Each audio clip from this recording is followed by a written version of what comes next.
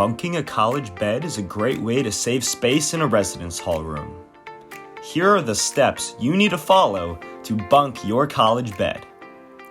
Each bunk bed set will need bunk pins and a safety rail. You can get the 4 metal pins from your residence hall service desk and request a safety rail by submitting a work order at 301-314-9675. Clear the area around your bed so that you have enough space to work. Once you have the necessary materials, remove any bedding, pillows, or other items from the beds. To bunk the beds, the lower bed must have 2 headboards, and the upper bed must have 2 footboards. If the headboards and footboards must be switched, use a mallet to remove the bed frame from the end boards.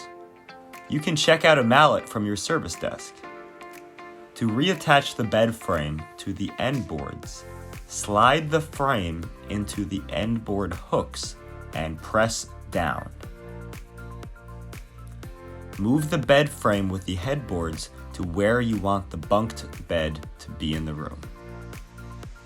Install a metal pin in the hole at the top of each headboard post, and then lift the footboard bed frame onto the top of the headboard bed frame.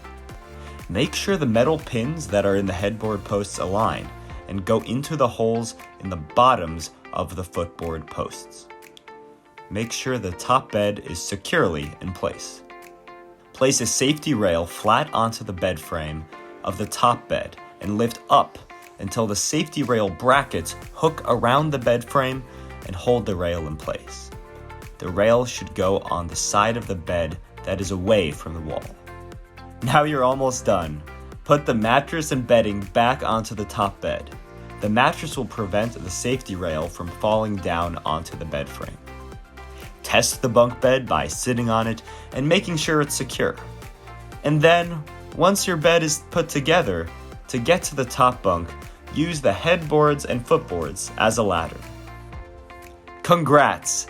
You now have a bunk bed in your residence hall room. Enjoy the extra space.